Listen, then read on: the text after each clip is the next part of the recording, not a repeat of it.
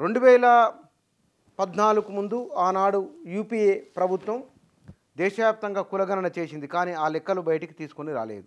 దాంట్లో పొరపాటున్నాయని. దీనిపైన భారతీయ జనతా పార్టీ కులగణన విషయంలో వ్యతిరేకిస్తూ ఉన్నది. సుప్రీంకోర్టులో అఫిడవిట్ కూడా ఇచ్చింది, కులగణన వద్దు అంటున్నది. కాంగ్రెస్ పార్టీ తాము ఇండియా కూటమి అధికారంలోకి వస్తే కనుక దేశవ్యాప్తంగా కులగణన చేస్తామని కూడా అన్నది. బీహార్ కులగణన చేసింది.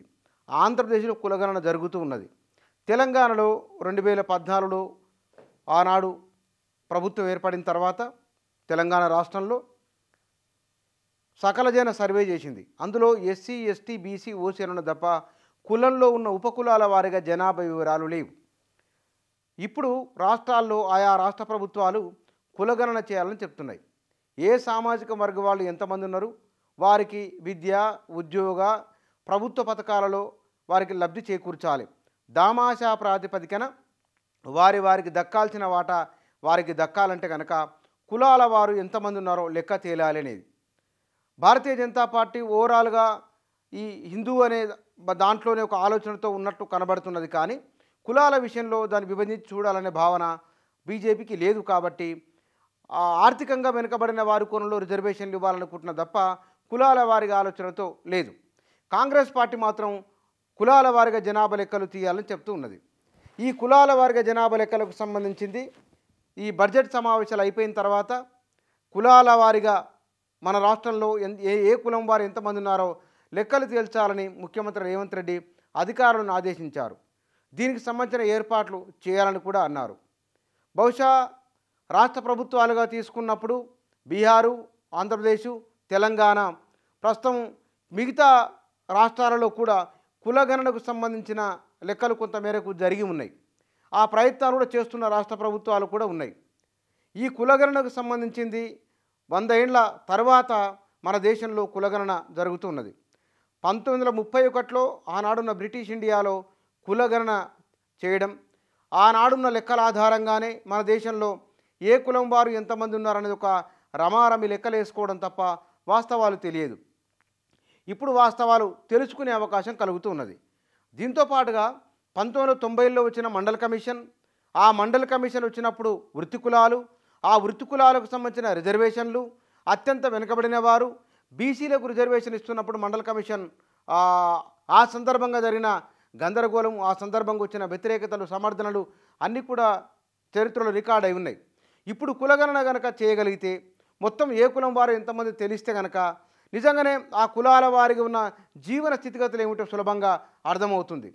ఇక్కడ కులాల వారి లెక్కలు తీయడం, భారతదేశంలో కులం అంటేనే సంపద, కులం అంటేనే అధికారం, కులం చుట్టే సర్వం ముడిపడి ఉన్నాయి. మనం హిపోక్రసీ ఉంటుంది, వాస్తవాలు ఒప్పుకోవడానికి మన మనసు అంగీకరించదు. కాబట్టి కులం ఎక్కడుంది, ఇవాళ రేపు కులమే లేదు కదా అని మాట్లాడుతుంటాం. అట్లా కులాన్ని పట్టించుకొని వాళ్ళ సంఖ్య పెరుగుతున్న మాట వాస్తవము. అయితే ఈ కులాలు ఎన్ని రోజులు ఈ కులాన్ని దీన్ని వదిలించుకుందామని ఆలోచిస్తున్న వాళ్ళ మాట వాస్తవం. ఎంత వదిలించుకోవాలని ఆలోచన చేస్తున్నా సరే ప్రత్యక్షంగానో పరోక్షంగానో కులం అనేది భారతీయ సమాజంలో ఒక అంతర్భాగంగా ఉన్నది.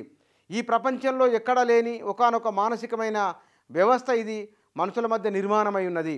కాబట్టి ఈ కులమే ఆర్థిక సమానత్వాన్ని ఆర్థికంగా, సామాజికంగా, రాజకీయంగా చాలా అంతరాలకు కారణమైంది. కొన్ని కులాల ప్రజలు కొన్ని వందల సంవత్సరాలుగా అత్యంత దుర్భరమైన జీవితాలను గడుపుతున్నారు. భారత రాజ్యాంగం అమలులోకి వచ్చిన తర్వాత ఆయా అత్యంత కింద ఉన్న వారికి మెల్లమెల్లగా ఉద్యోగాల్లో, విద్యలో అవకాశాలు వస్తున్నాయి. సమాజంలో వారు కూడా మనుషులుగా గుర్తించబడుతున్నారు. అది భారత రాజ్యాంగం అమలులోకి వచ్చిన తర్వాతనే. ఇక్కడ ఇంకా జనాభా లెక్కలు తెలిస్తే గనక ఎవరు ఎంత ఉన్నారో, ఎంత ఈ దేశంలో ఉన్న 140 కోట్ల మంది పాపులేషన్లో ఎంతో తెలుసుకునే అవకాశం దేశవ్యాప్తంగా ఉంటుంది. మన దగ్గర 4 కోట్ల మంది జనాభాలో ఎవరెంతమంది తెలుస్తుంది? 50% మందిగా బీసీలు, 51% బీసీలు, ఎస్సీలు 18%, ఎస్టీలు 10 నుంచి 12% వరకు ఉన్నారు, ఓసీలు 10% వరకు ఉన్నారు. ఇట్లా ఒక లెక్క రమారమి లెక్క వచ్చింది. ఈ లెక్కల్లో మరింత నిర్దిష్ట వస్తే కనుక ఈ నిర్దిష్టమైన అంశాల ఆధారంగా ప్రభుత్వ పథకాల రూపకల్పన జరిగే అవకాశం ఉన్నది. ఈ కులాల లెక్కలు తేలిన తర్వాత చాలా అంశాలు సమాజ పురోగతికి దోహదపడే విధంగానే ఉంటాయి. అయితే సమాజం, ప్రపంచమే ఒక చిన్న గ్రామంగా మారిపోతున్నది. ప్రపంచం ఒక ఏకీకృతం అవుతున్నది. ఎక్కడో ఉన్న యొక్క శలాలు మనం చూడగలుగుతున్నాం, ప్రపంచం అంతా విస్తరించగలుగుతున్నాం. అయినా కూడా కులాలు ఎందుకు అన్నప్పుడు ఈ కులాలకు సంబంధించిన విషయాలు మన జీవితంలో ప్రధాన భాగమయ్యేంత వరకు ఈ చర్చలు ఉంటాయి. ఈ కులాలనేవి మన మనసుల్లో మన మానసిక భావనల నుంచి దూరమైన రోజు బహుశా ఆ చర్చలు కూడా వాటంతటవే అంతర్ధానం అయిపోతాయి. కాబట్టి సరే, ఇవాళ సమాజంలో ఒకానొక అంశం తెలుసుకోవాల్సి ఉన్నది, ఎవరింతనో తేలాల్సి ఉన్నది.